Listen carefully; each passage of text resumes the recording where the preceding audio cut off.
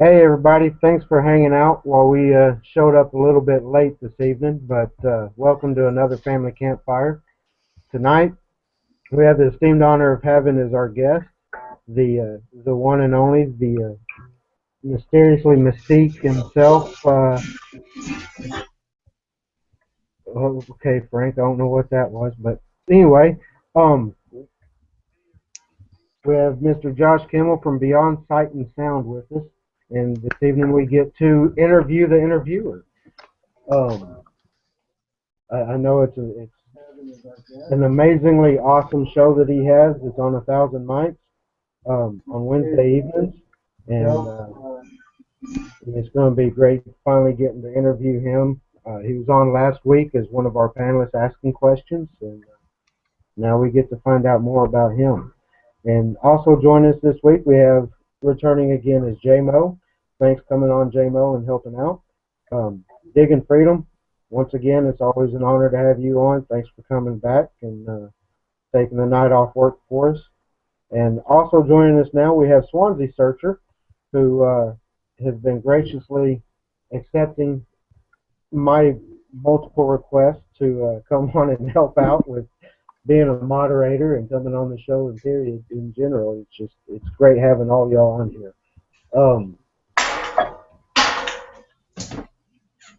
Since Frank is doing other stuff at the time, I'm going to go ahead and mute his mic as well. Because he's making all kinds of noise there, it seems like. Before we get started, I'm going to do a shout out of everybody in the external I see. See who all I have on here.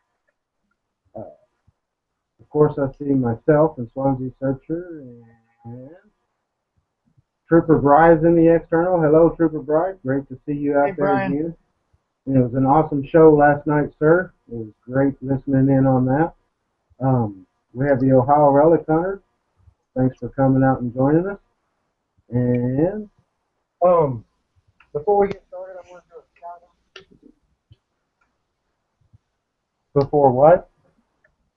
No, that was me backfeeding from the external chat. Okay, I'm sorry.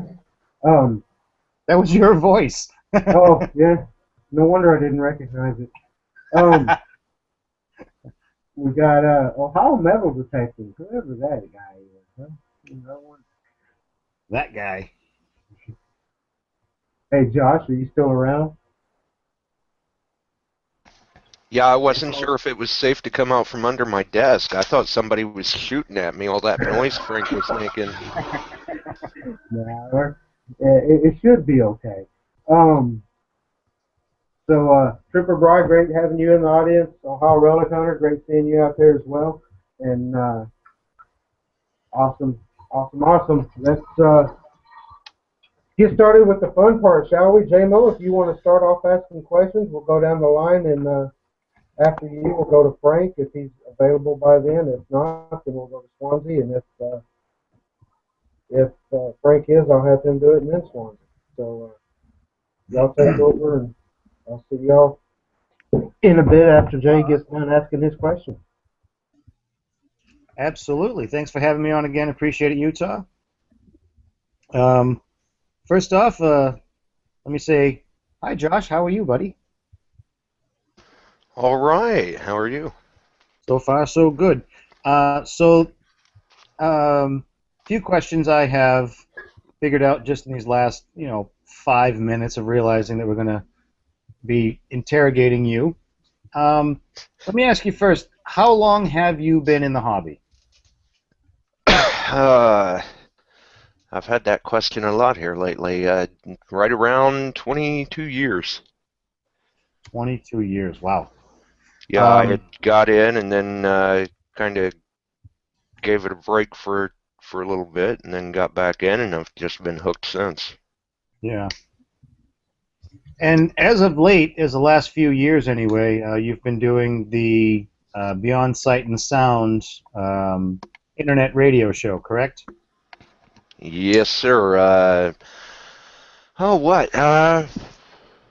Late January, early February 2014.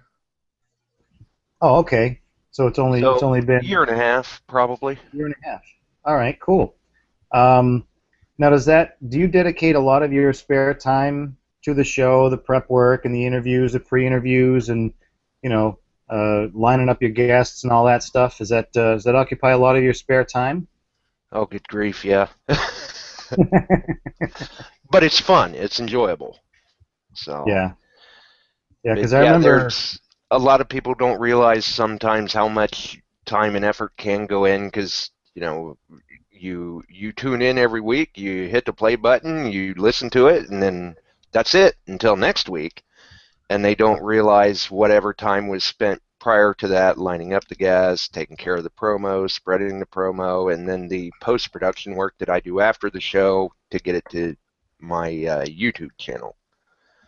Yeah, because I can remember it was probably about a year, maybe a better part of a year ago, that I was pacing the back parking lot at work, talking to you on my cell phone, and preparing for my first interview with you on Beyond Sight and Sound.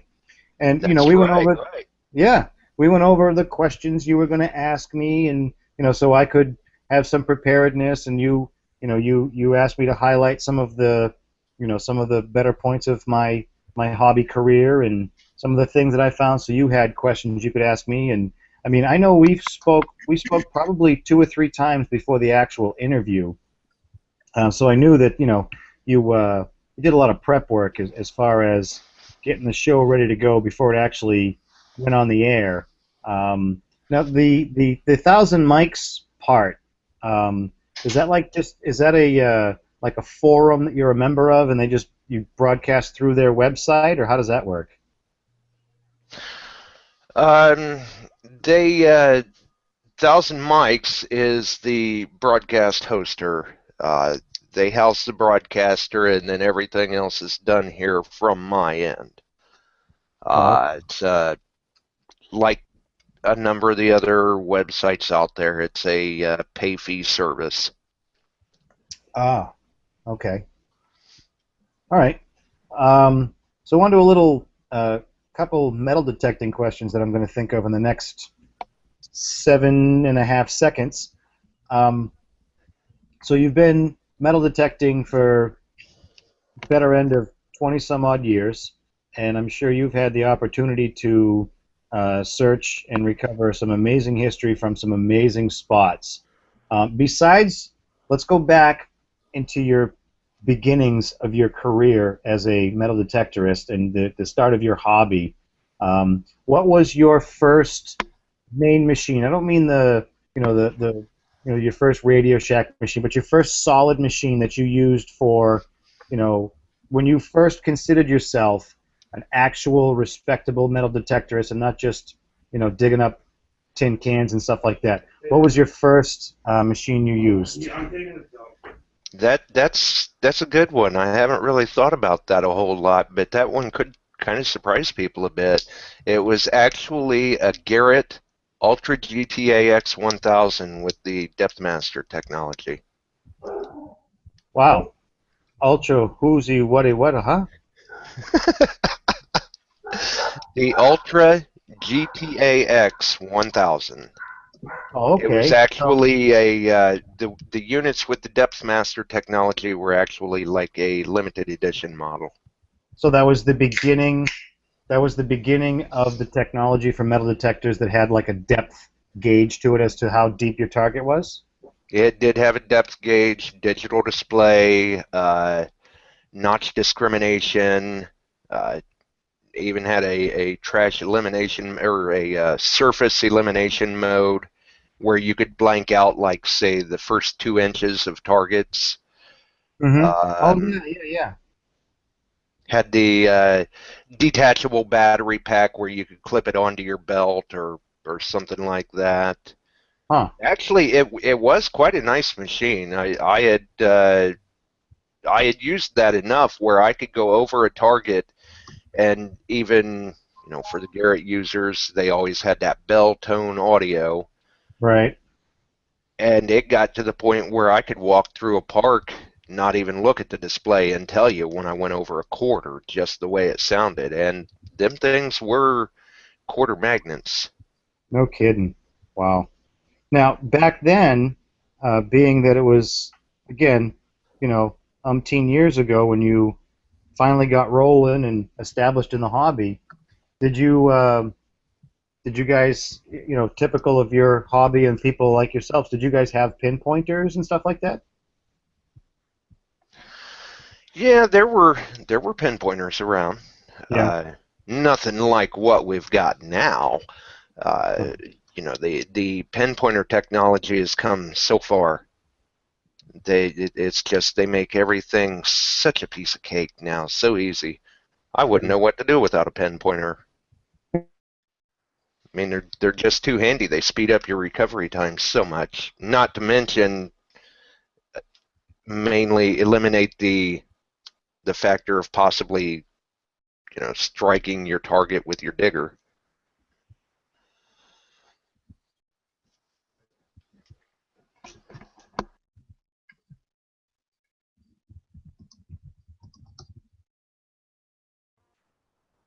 It looks like J-Mo may have froze on us. Hey, at least it froze with his picture being a smile there. Yeah, that looks good. Yeah. Screenshot, screenshot. Well, I can pick up until he Okay. comes back. Hey, Josh, we've talked for quite a while, and I've really grown to admire what you've accomplished with your metal detecting ability. You've Yeah, I just try to do what I can. I know, but you are clearly have a disadvantage over all of us, and have found some phenomenal things. Um, and I guess if I'm going to ask you one question, um, that I think people would want to know, I kind of know it, but I think people need to hear it.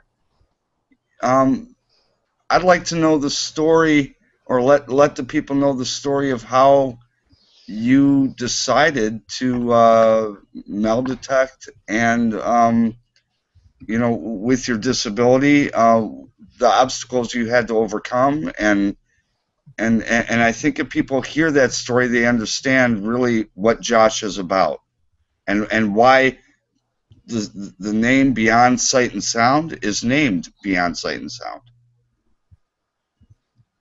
Well, I guess you could say it was a bit of a play on words, so to speak. Uh, I used to enjoy going out arrowhead hunting, walking the fields, looking for points, stuff like that, and uh, oh, it probably been 25 years ago. I had suffered some basically debilitating injuries that resulted in some massive vision loss. And then you can't walk the fields looking for points. You can't see the stuff laying on the ground, and it really aggravated me. So I decided, I need a game changer. I need something, to continue to chase history somehow. And I thought, hey, metal detecting, you know, for lack of a better term, I need something that says, ding, dig here, stupid. Something like that. But I got into the hobby then after the fact like that, and I have spent the duration of my time in the hobby from the get-go as a legally blind hunter. And so it's amazing the stuff you found.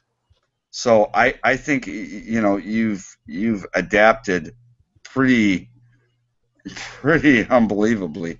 So what those tones. I'm sure you have a higher sense of these tones than any of us would ever have. So did you find that that's kind of something when you were metal detecting and you started to really get used to your machine and learn your machine? You were just like, boom! I just know what that is. I know what that is. I know what that is. You know, because for people that don't have the disability that you have, they say different senses take over, and seeing what you've produced and where you've come, I have to believe that that's what happens. Right. Um, yeah, you could say that. Yes, certainly different different senses heighten. Uh, I have found through my time in the hobby that I've become very, very picky about audio. I'm very selective about the kinds of headphones that I'll wear. Some people say that one pair of headphones is just like another. They're not. Yeah, Headphones are really a good quality headphone is a real asset in the hobby, and right. you do find that in that case, you do get what you pay for. Right. I run, like good example, the headphones that come with detectors a lot of times, I won't even fool with them. I run a pair of Grey Ghost Ultimate NDTs by Detector Pro. I've got a Hmm. pair of Grey Ghost Underwater for CTX, and then for those who actually recognize the name, I use a pair of Rat Max for backup headphones. And they are all high quality, full ear headphones. Now you're a Mind Lab guy. I'm Garrett AT Pro. A couple of us are Garrett guys. What steered you towards Mind Lab? I uh, I used to be a Whites user. Uh, DFX, Beach Hunter ID, stuff like that.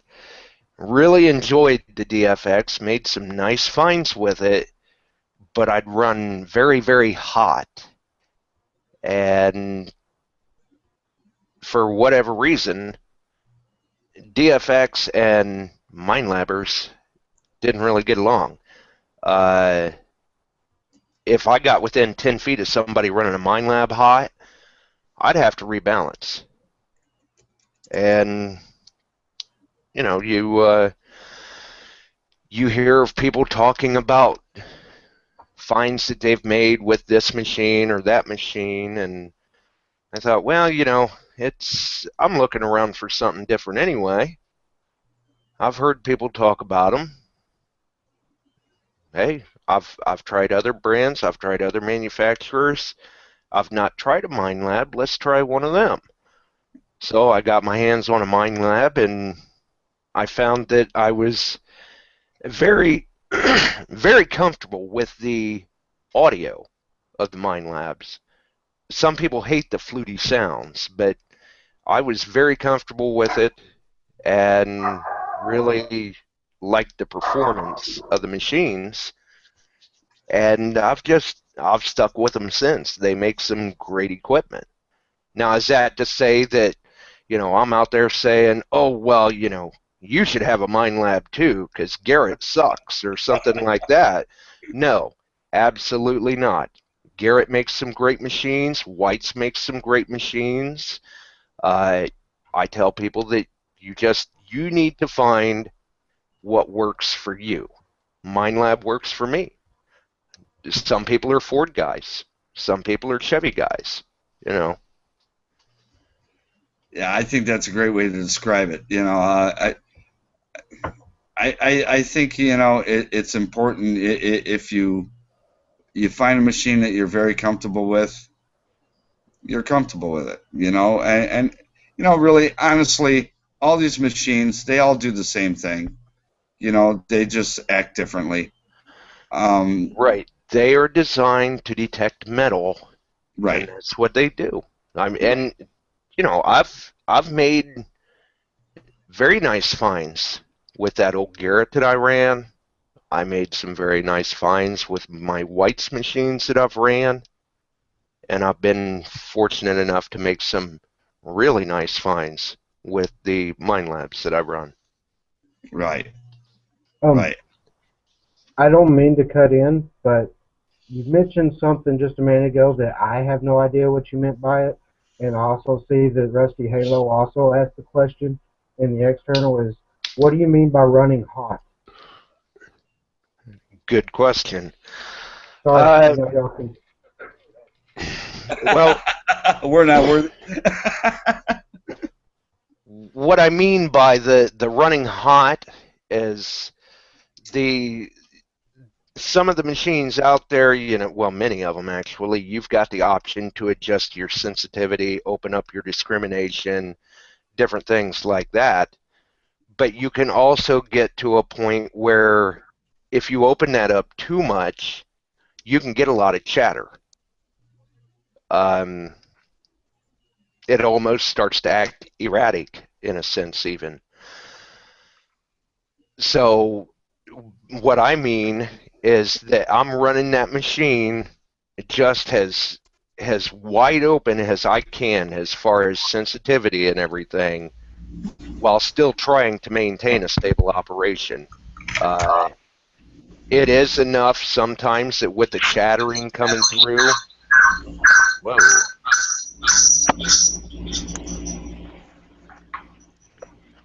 It is enough sometimes that with the chatter coming through that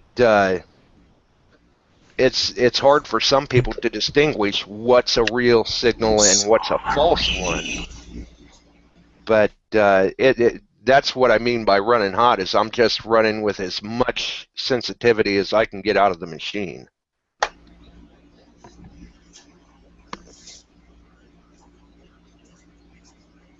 I'll tell you what I'm gonna do. I have some other questions for you, Josh, but I don't want to take away from JMO's questions because he got kind of blocked.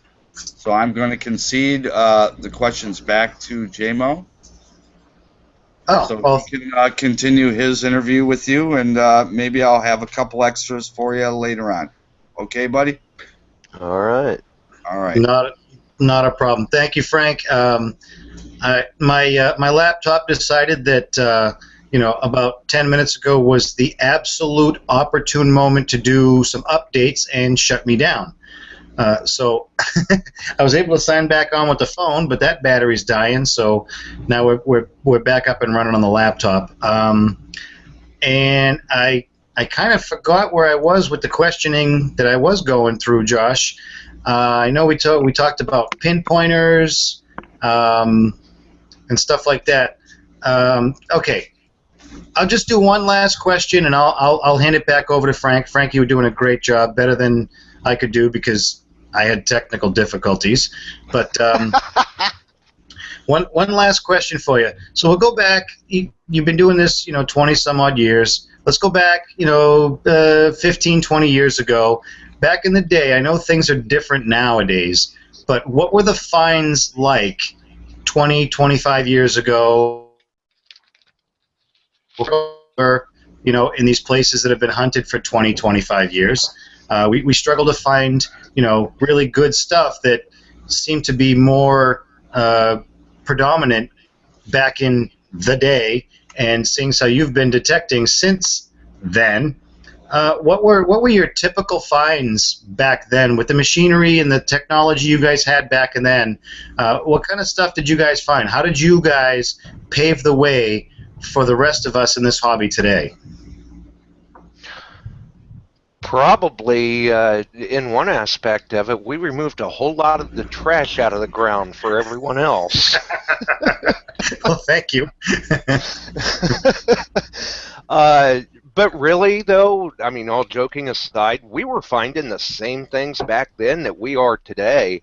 It's just some of these targets, especially once you start talking about, say, old tokens, flat buttons, silver coins, the Barber dimes, Walker halves, they're not a replenishable source. Right. You can So only dig it once. Right. So as you remove these items from the ground, yeah, you're making great finds, but then things start to dry up a little bit in a sense, which is where the real advantage of the technology has come through for the hunters today, because we're still able to make those same finds today that we were then. Mm-hmm. We're just using better technology, more powerful machines now, better filtering and trash elimination, discrimination, stuff like that, to where we can get into those either masked targets or Mm-hmm. the deeper targets that Right. the technology of the machines back then may not have allowed us to reach. But even back then, we were still making finds at good depth. With that Garrett that I had, it had an 8-inch coil, and it wasn't all that unusual to pull finds from 8, 9, 10 inches, and we still do it today. Wow. Yeah. So basically, what you're saying is everything that we're digging now in the hobby, come 10, 15, 20 years from now, the technology should be better to the point where everything we've cleaned out is going to lay down grounds for the new technology for the next generation of diggers to go even further and better than what we could do, and be able to find the stuff that we weren't able to get with the technology we have today. Yeah, I'd like to hope so anyway. Right. Well, Otherwise, the hobby may start to look a little bleak for all of us. right. I'm pretty sure that either Mind Garrett, or First Texas has to start getting on the bandwagon of making a plastic detector, because come 30, 40, 50 years from now, that's all we have today is stuff made out of plastic. So the only thing you're going to find that's going to be a relic was made out of plastic. That's true. That's a good So, point. I mean, look at it. If you dug a 2000, a 2000 Lincoln Cent today, okay, what condition it's going to be in, versus digging a 1 cent piece. Okay, most recently I dug an 1864 Indian head penny. Okay, Nice. that was, L on ribbon, the one you want to find. Just an amazing coin in absolutely pristine condition. You could see the detailed lines in the feathers. You could read the whole Liberty. On the back side, the shield, you could see the vertical and horizontal lines. Just impeccable condition for a coin that's been in the ground for God knows how long, at least 100 years. I mean, I always figure a coin circulates for 50 years. Every now and then you get a wheat cent in your change, so they circulate for a while. But come 50 years from now, all of our coins, especially the pennies, the pennies are going to be dust, and every other coin we have is just going to be a copper slug. Yeah, So I agree. so there's the technology. They really have to come up with something different. But basically, that's the last question I had for you. I'm going to give it back to Frankie, and I appreciate you answering my frivolous questions there, Josh. Thank you very much. And Frank, back to you. Hey, J-My, I'm surprised you haven't said Wilfred, but hey, all right. Hey, I got two Wilfreds in my family. I didn't want to drop it on you in public here, but hey, go ahead, Wilfred. All right, I've got two questions. One that has kind of been on they've been on my mind, Josh. If you could design a metal detector, how would you design it? Oh, that's a good question.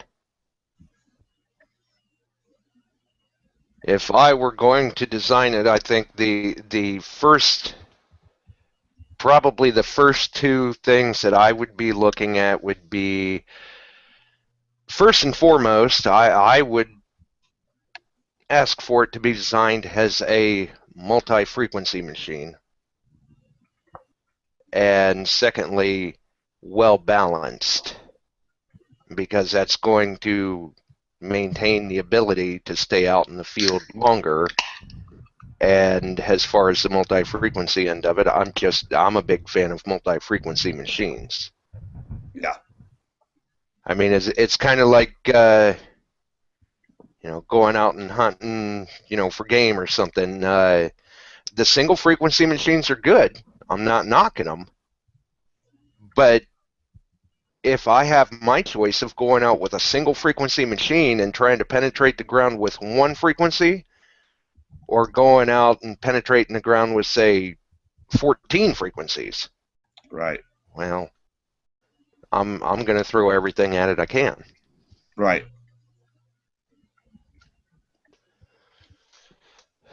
Right. And what would you what would be the I guess what would be, you have a lot more experience than I do. What would be your ultimate as far as balance goes, weight? What do you find is the biggest hindrance in a machine? Is it how many batteries you got to stick in it? Is it the way the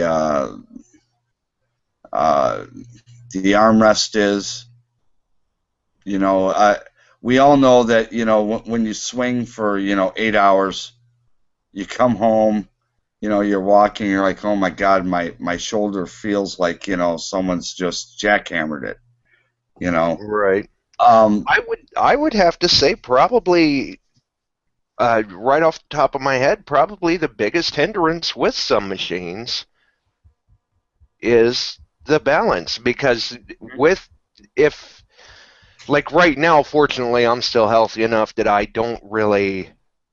weight isn't really a factor for me. I don't normally pay attention to that. I swing a machine that probably scales at close to 6 pounds right now, which doesn't sound like much. no, it is a lot. That's a lot. When you compare that to, say, a Garrett AT Pro that weighs, what, 2.5 pounds, 3 Right. pounds? But if that machine isn't balanced well, then you find yourself kind of struggling with it as far as swinging it, all that, staying comfortable. It's starting to strain on your shoulder or on your, say, like along your back, something like that. Clavicle. Yeah, yeah. Yes. And when you have a machine that is very well balanced, it just simplifies everything. You don't even really notice the weight. Well, and that's my point, because if you're going to be out there for 8 hours, you have a permission, you have limited time, let's say, you got to hit it hard.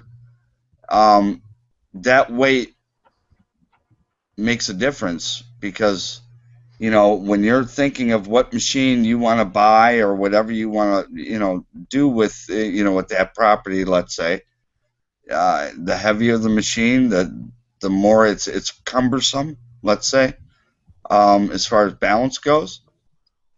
You're not going to cover all that property because you get fatigued. Right. So you might go with a Deus or something like that, just something super light, because it's just that much easier. And I think manufacturers really start to look, and they need to start looking at that. Right. And that's why it's good to do your research on machines. Mm-hmm. I think that sometimes some people don't think about it so much, but when you've got that machine, it truly is an extension of yourself. Yes. And when people are, say, looking into accessory coils, let's say, when they look at that coil, some people don't give any thought to the weight. They just, okay, I want that coil, not realizing in the long run of things, when they put that on the machine, that's going to add extra weight. Mm-hmm. Now, that's extra weight that you're carrying around. It's hanging off of your shoulder in the field. It's counterweight. And for some people, it gets to them. It wears them down a little quicker in the field, especially if you're using a larger coil. Right. I've seen those coils that are like 14 inches, and I'm like, come on. how can you swing that and last? There's no way. Oh You yeah. You ought to see it when I get out every now and then, and I've got a 17-inch coil on my CTX. Yeah, I just, God bless, man. There's no way. For me, there's no way I could swing that, for 8 hours. No way. Yeah, I mean it looks like a pizza box or something. Right. You'd think I'm picking up car hoods in China. All right, now this is the other thing. This is kind of funny, but I don't think you realize this. I think everyone will get the joke as soon as I say it. But you do realize you are the Kevin Bacon of the metal detecting community.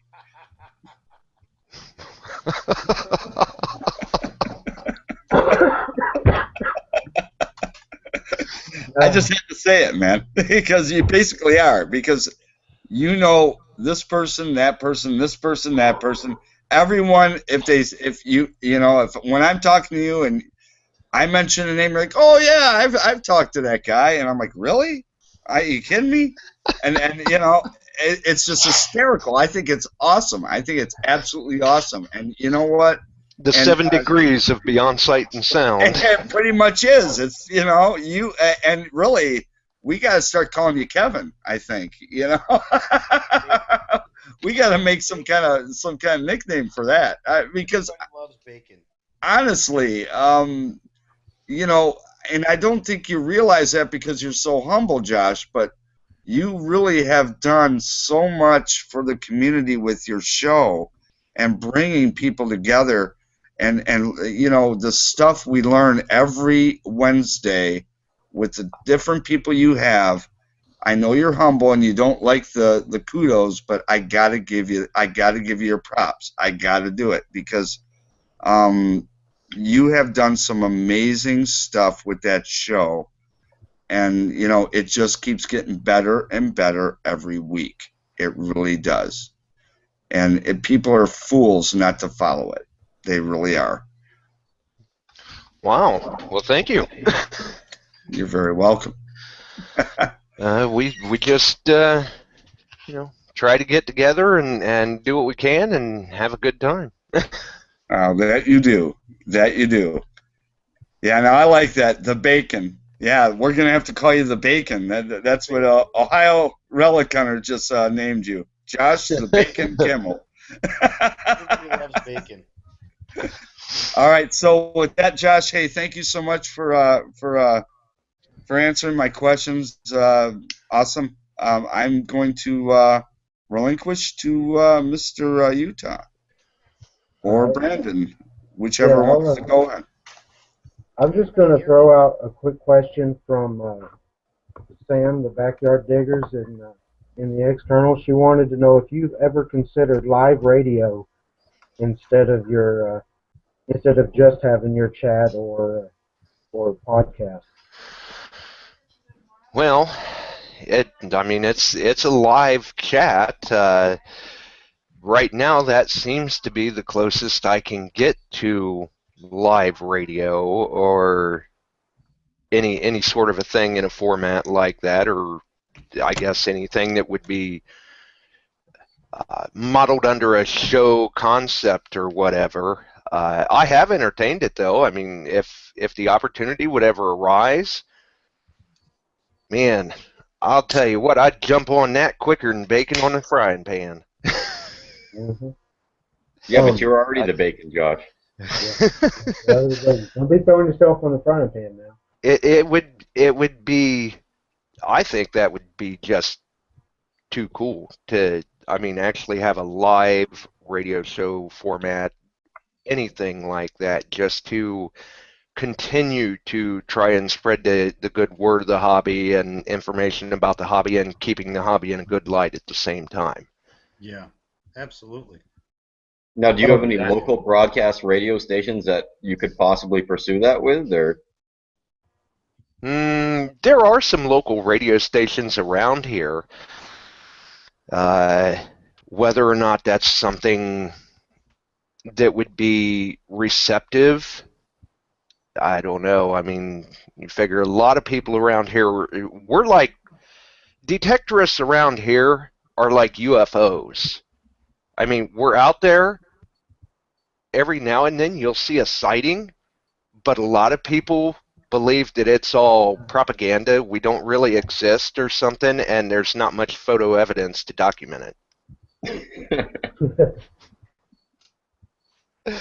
But there are a number of hunters in the area, but it's just not something that's real popular necessarily. So I'm not sure how a local broadcast station would be receptive to that. Otherwise, well, no, the yeah, amount of people from I'd jump Ohio on the I see that metal detect, I would find that hard to believe. and maybe that's a potential option in the future, because I would definitely entertain it and be very, very interested in it.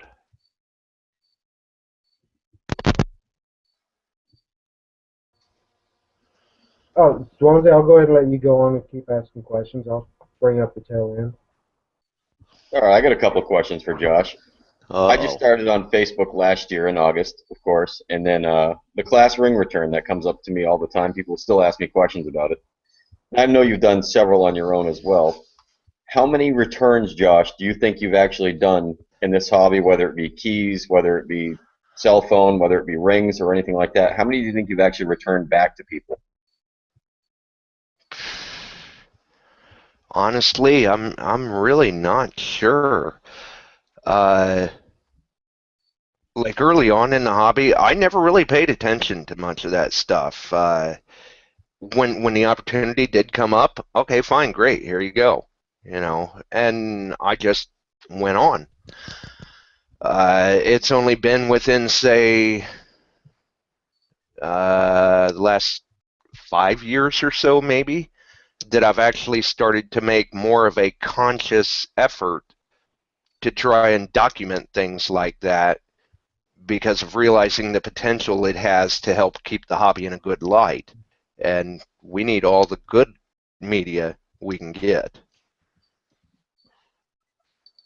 Well, that segues into another question I have for you is what is your method to get permissions for home sites or wherever you like to metal detect? I mean, everybody has their own thing. I go to home sites and I'll bring things I found locally. I'll drop names of people that let me get on their land and such. What do you do? A lot of times, I mean, I do go out occasionally and knock doors, but a lot of times the permissions actually, I know it sounds a little silly, but they actually come to me.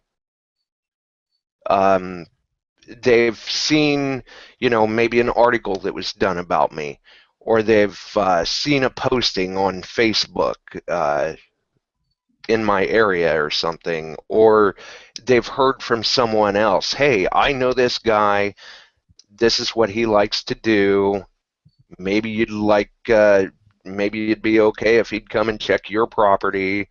Or they tell them, they hear about a ring return that I've done. Maybe found somebody's keys or property marker or something. And a lot of times they'll just approach me on their own. Hey, I don't know if there's anything in my yard, but why don't you come and hunt it? I wish I had that problem here. Right? That'd be an Really, awful. I am very, very fortunate in that aspect that I do have a number of people that are receptive to it, uh, and a number of good friends in the area that they know what I do, so they're kind of networking for me as well. Well, that's a hell of a help, I would think. It can be, yeah. And Uh, here's you know, Somebody says, "Oh, I wish I knew where my property line was," or something like that, and they say, I know a guy who may be able to help. I could give him a call if you don't mind, and next thing I know, I'm getting another property to search. Now, to stem off of that, do you ever have people that want anything that you found? I mean, I'm sure you're one of those guys that is not going to hide whatever they found on the property, and you show these people what you found on their property. Do they ever ask you, "Can I have this?" Do you ever offer it? I mean, how does that exchange work? Really, I haven't ran into that a whole lot. I have ran into the property owners that, yes, they do like to see what you find, but normally that's all they're looking to do. They would just like to see it because it's curiosity is in the human nature. So Correct. they're curious to know what's there. Um, and a lot of the times they just look at it and, oh, well, that's nice, and they don't want it. They just wanted to see it, just to see what you found. You could ask a dreaded question of what's it worth? All the time. All the time. And a lot of times I tell them, either I really couldn't tell you because that's not my interest in it, or I tell them, it's for this particular find, say, I don't know, an old flat button. I'm not really keen on what the monetary value of it is. I'm just more interested in the historical significance or the story behind the find, not the dollar figure behind the find.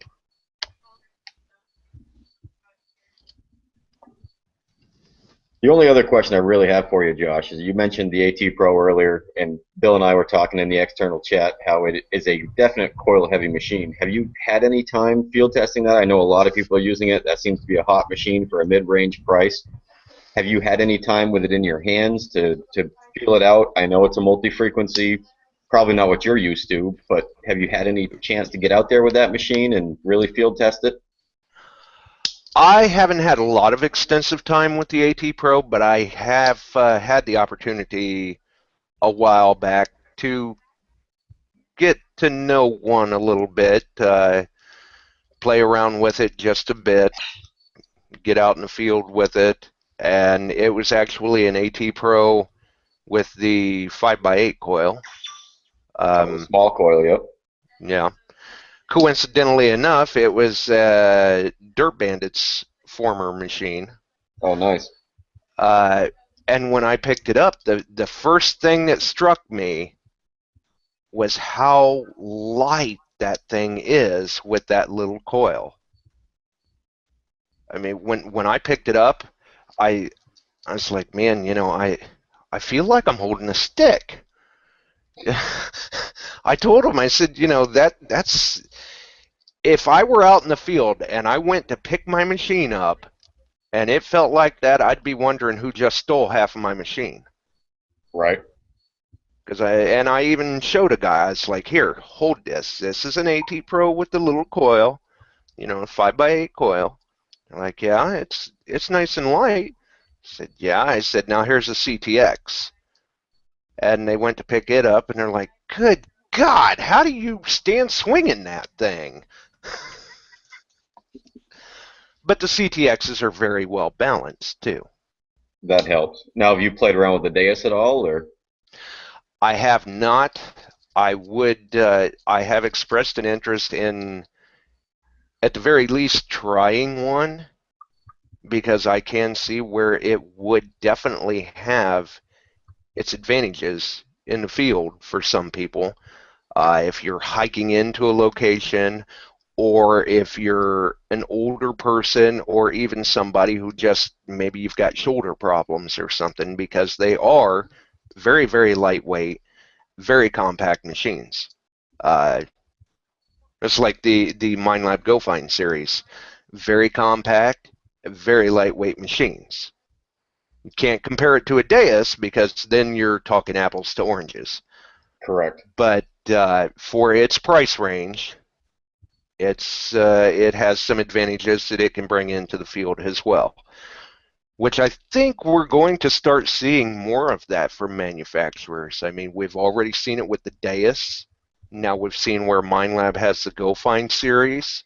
I think we will be seeing more from manufacturers where they are making machines that are a little more compact, which can make them very easy to travel with to these farther out sites where you may be hiking, 4 miles in or something. Now, you touched on earlier about the headphone quality. I agree with you 100%. Even with the AT Pro, the stock headphones are terrible as far as sound quality goes. They're heavy, they're sweaty. I also went with the Grey Ghost Amphibians because, of course, it's a waterproof machine, which I don't understand why any manufacturer would ship out a waterproof machine without waterproof headphones. What do you think is the difference with your using the Grey Ghosts compared to the stock headphones? Is it a better sound quality or clarity? I mean, you seem to be a good advocate of them as well. Yeah. It's a very clean, very clear audio.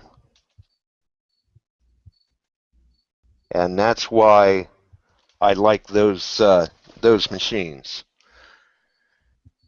Or, no, I'm sorry, those headphones. Very clear, very clean audio, very high quality audio.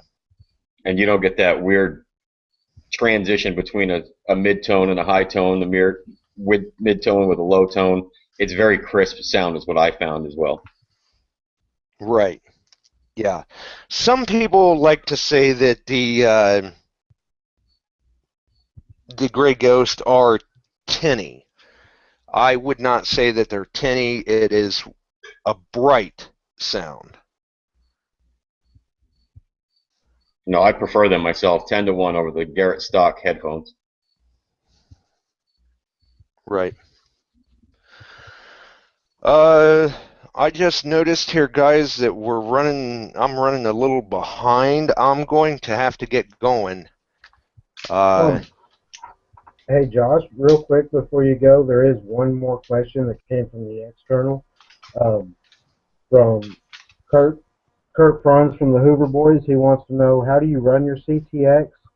He realizes that different sites have different settings, but what's your go-to setting? My go-to settings is I usually run with very little discrimination because I like to hear everything that's in the ground. Some people don't, but really when you're starting to listen to more of that and you can become accustomed to it, then you're starting to see where your activity was, and iron can be our friend in a lot of cases. Yes, it can. Your ears are your eyes. Right. So, someone did just ask, where's the signal need to be to where you won't dig it? that depends on location and everything, because really I'm another one, like Kurt says, dig it all. Dig it all. Mm-hmm. Yeah, exactly. Well, thank you for coming on, man. I really appreciate it. I don't want to keep you past your other obligations. I realize that we started a little bit late this evening. I'm sorry for that.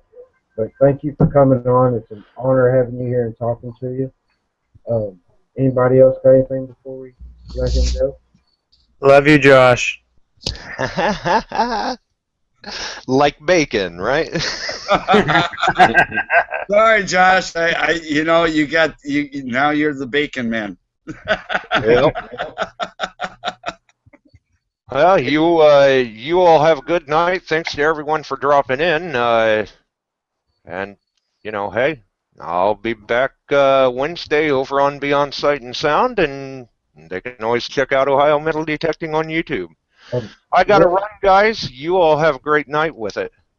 Always a pleasure, my brother. Yep. Okay. Swing, beep, dig. Now that he had to end up leaving, I can turn the panel over and we can ask Swansea some questions since he hasn't been on here yet. I wasn't expecting that. That's always the fun part. You never know what to expect on here. Yeah, you never I knew I should have logged off when Josh did. Josh is bacon. I'm more like tofu. That's okay. That means you go good with anything. Or go good with nothing. Yeah, however you look at it. So I have a question for you. Judging by your hat alone, do you use the AT Pro? Is that your go-to machine? That I have two of them. But yes, that's my go-to machine. I You started have with the two? H250. I found my first non-clad coin I ever found was a 1788 mass copper coin. 3 months into the hobby, I was ruined. Yeah, you can't get that back. No, no, not a chance. The Wow. newbie status left after that. Yeah, And nice. you said you have two AT Pros? I do. I have an AT Pro as my primary and an AT Pro as my backup. Oh, you're just bragging now. That's just No, it was a good deal. I got it from my buddy Craig Stryker out in Illinois. He was getting rid of the AT Pro. It was 3 months old. Both coils, the small coil, the stock coil, for $400. There's no way you can pass that up. Oh my God. no. You got to No, pay if you no want to chance. play, but $400 is a great deal on an AT Pro. On an AT anything. Especially with both coils. You know, you can't Oh, beat that. absolutely. You're paying $100 a coil. Exactly. Yep. Yeah. And then since then, you know, I got the AT Pro January 2 years ago. This is my third year metal detecting. That machine has been a beast. I've gone back to every site I've ever been at before, and it's been unbelievable. So you've been in the hobby as long as I have. Yeah, about the same time, JMO. Yeah, yeah. But you can sniff out a nickel 10 times faster than I can.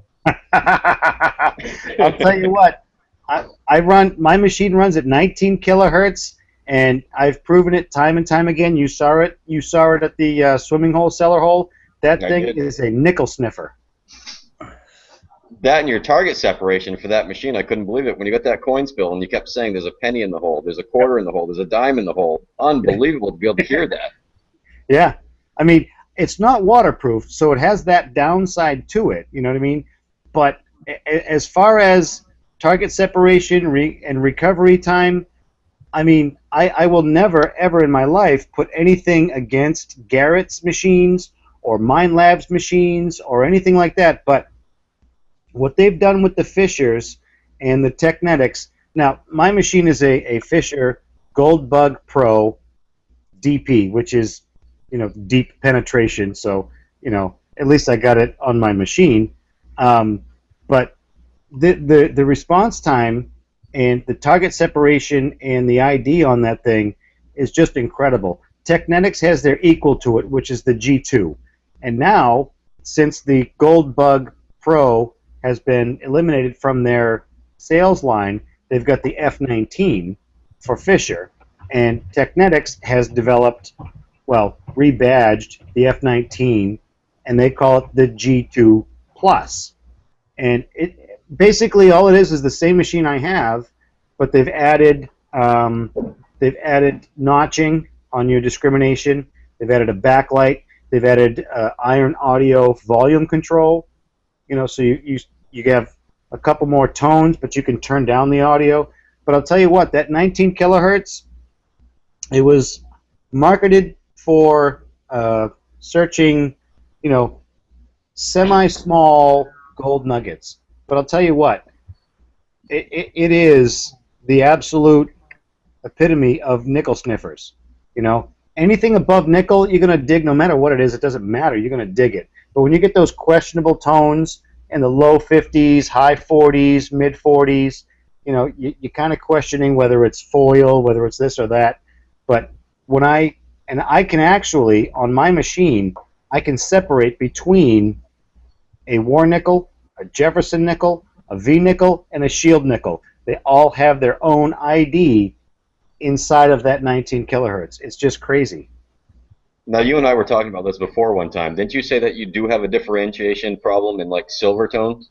I do because my machine cannot tell the difference between a mercury dime and a clad quarter, nor can it tell the difference between a silver quarter and a clad half.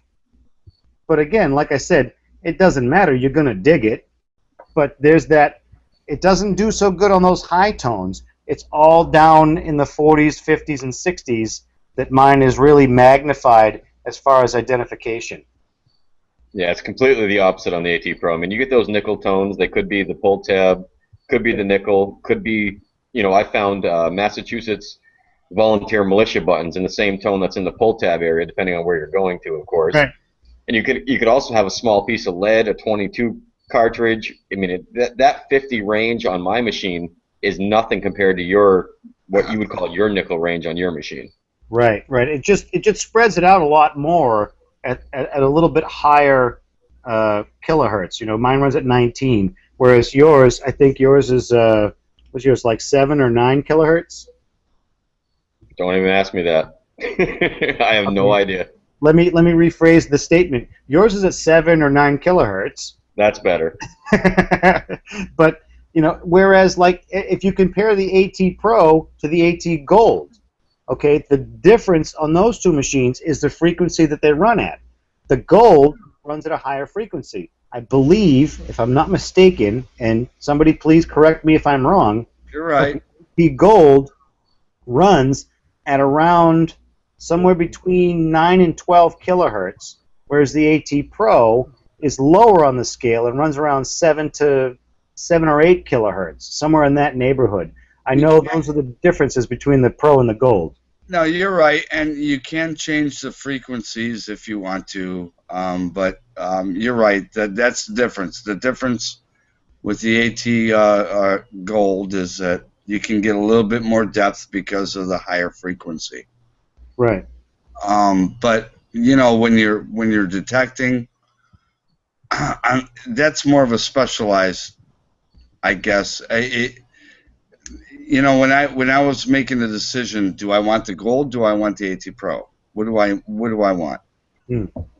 There's a price difference between the two. I chose the AT Pro because really most of your relics are going to be 8 to 12 inches. Right. So, what do I need the Gold for? At the extra price, I understand, but I mean, I got such a sweet deal on this. Well, if you get a deal like you got, yeah. I literally got an $800 machine for $400 because it was. Yeah, I mean, come on. How can you pass it up? I wasn't going to pass it up. No, there's no way. There's no way. You sell a gun for something like that. I mean, really, honestly, right. Absolutely. No, I just couldn't pass it up. But the fact that I've gotten used to this particular machine and the tones that it gives me and the way that it operates, I mean, I can honestly tell you that before I even dig an iron buckle, now everybody's going to testify to the fact that an iron buckle is going to ring in at a silver coin tone because the shape is there, the size is there, the tone is just there. And I know it's the halo, really. It's the halo, right? It's the halo. And I know because the guys I dig with, Charlie and Keebs and Brendan and Nate and everybody, they have these machines, the AT Pros and even the XP.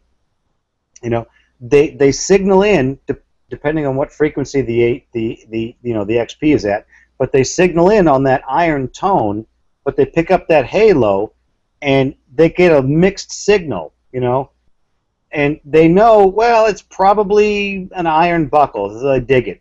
I get the same exact thing, but slightly different because my machine, when I get a silver signal, it's just a beautiful, clean tone. When I get an iron signal that rings up in the same VDI numbers, okay, as a silver coin should be, my tone, it actually rings backwards, okay? Instead of going from a low to a high tone, it goes from a high to a low tone.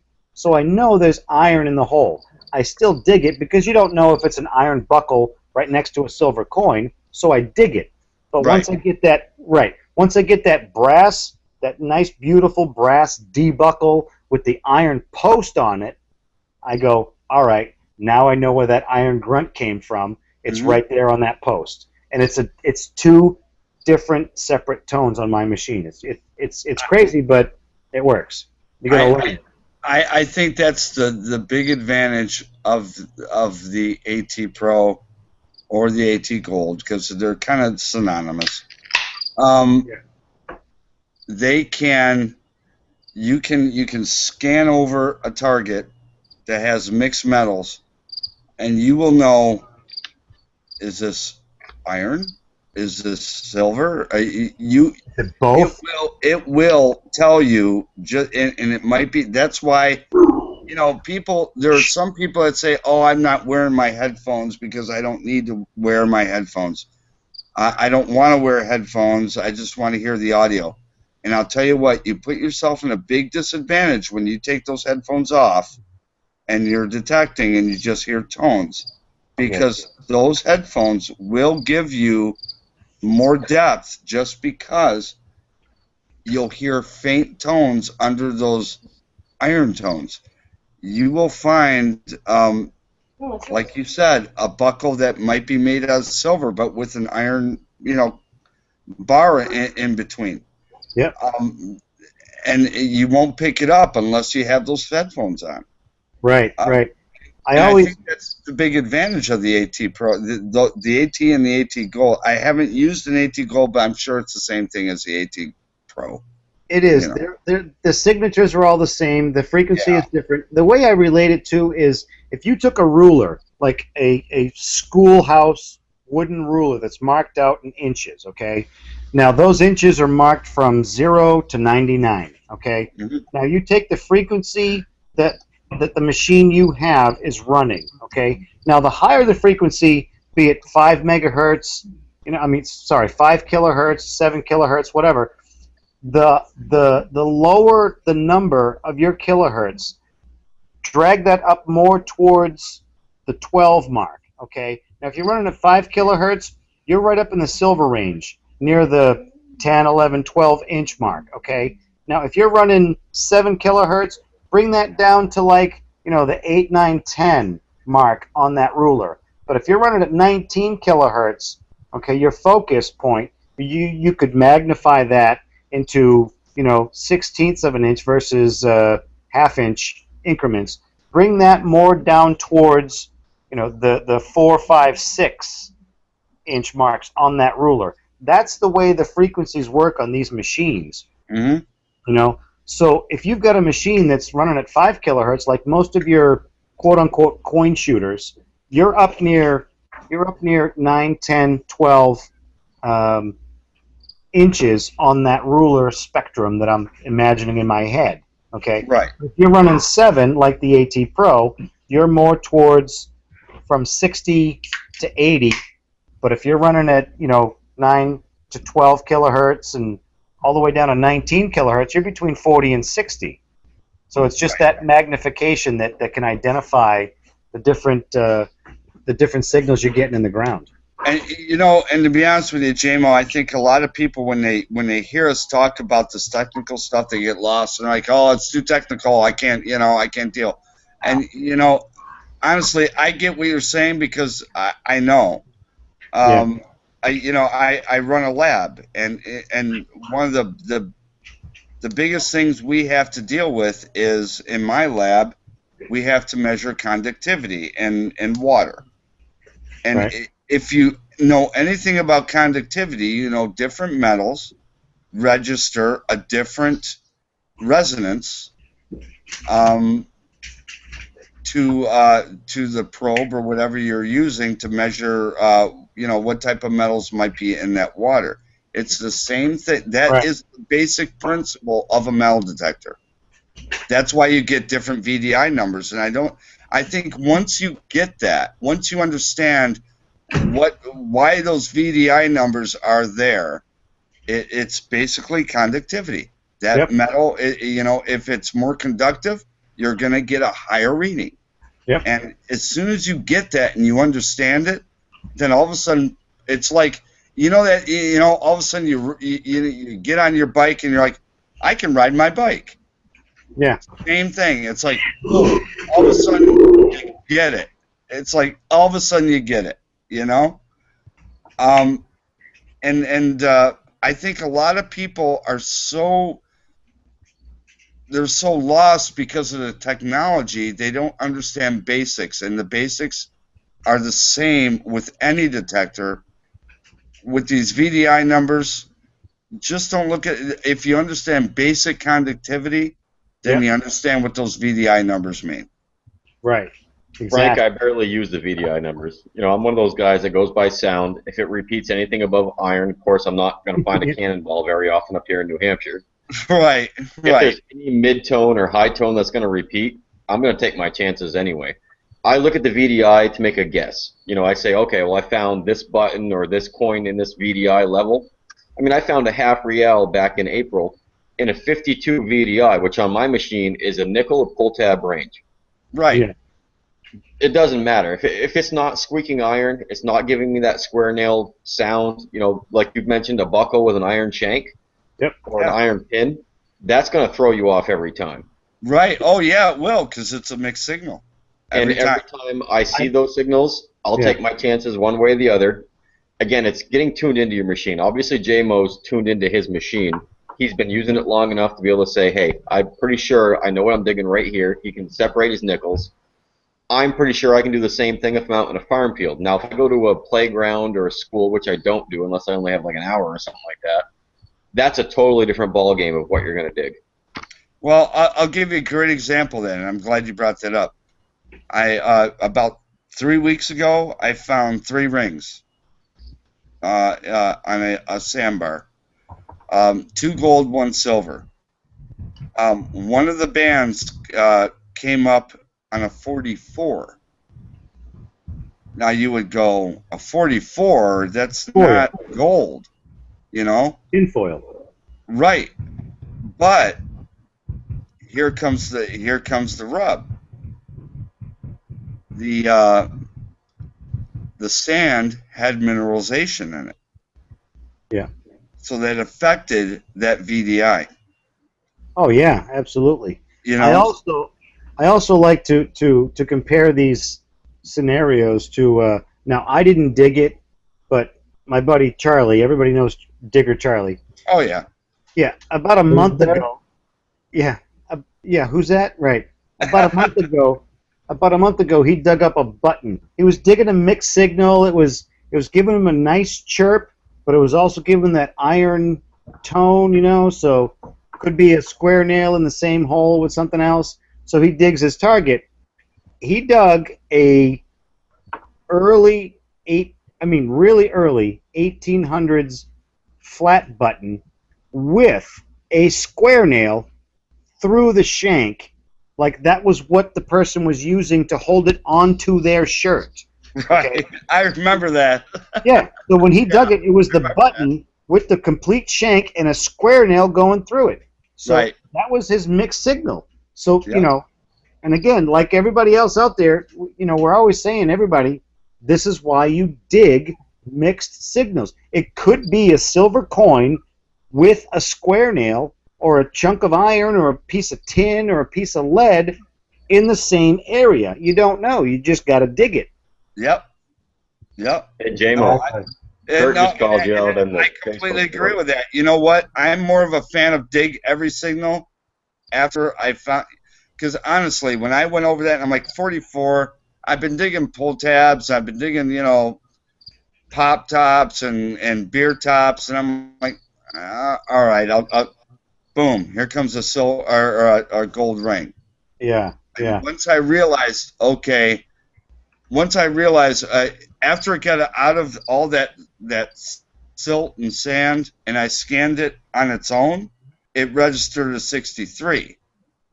But in that silt, because it masked it, because of, you know, whatever mineralization was in that clay sand combination, it completely made that gold ring something you would not want to dig. Right. All right, Frank, second. That taught me a big lesson right there. 1 second. Yeah, absolutely. 1 second there, Wilfred. Yes. Brendan, what were you just saying? Somebody called me out on something? Kurt just said that the AT Pro is at 15 kilohertz and the AT Gold is at 18. 15 and 18? Yes. I thought there was a bigger separation, but okay, all right. That makes sense. I mean, you know, like I said, mine runs at 19. I'm not real hip on Garrett. I know I had my Ace 250. My Ace 250 ran at like, I think, 7 kilohertz. Yeah, I had the same machine. Yeah, so it was basically a coin shooter. all high tones. It really concentrated on the higher end of the spectrum. The higher your number, my point was, the higher your number on your kilohertz, the lower on the spectrum it concentrates on. But I wasn't aware that the AT Pro was 15 and the AT Gold was 18 because I'm staring at it right now in the external. But neither did I. Thank you, Ginger Bear. I love you. Yeah, see, there's Kurt trying to spoil the party.